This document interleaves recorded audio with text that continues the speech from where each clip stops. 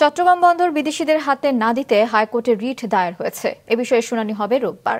এদিকে প্রতিযোগিতামূলক দরপত্র আহ্বান করে চট্টগ্রাম বন্দরের কন্টেইনার হ্যান্ডলিং এবং অন্যান্য সংশ্লিষ্ট কাজ দেশীয় প্রতিষ্ঠানের হাতে হস্তান্তরের দাবি জানিয়েছে জাতীয় গণতান্ত্রিক আন্দোলন এনডিএম।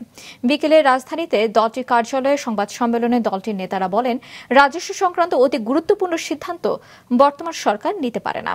তাদের অভিযোগ যে পদ্ধতিতে পতেঙ্গা কন্টেইনার টার্মিনাল দেওয়া হয়েছে, সেই একই পদ্ধতিতে নিউমোরিং টার্মিনালও বিদেশিদের হাতে তুলে দেওয়ার গভীর ষড়যন্ত্র চলছে।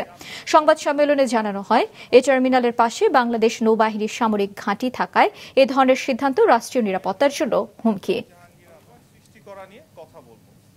আমরা দৃঢ়ভাবে নাইজেল মেন্ডেস সহ যেই পদ্ধতিতে চট্টগ্রাম বন্দরের নিজস্ব অর্থায়নের তৈরিকৃত পতেঙ্গা কন্টেইনার টার্মিনাল দিয়ে দেওয়া হয়েছে, সেই একই পদ্ধতিতে এনসিটি টার্মিনালটিও বিদেশিদের হাতে তুলে দেবার গভীর ষড়যন্ত্র চলছে।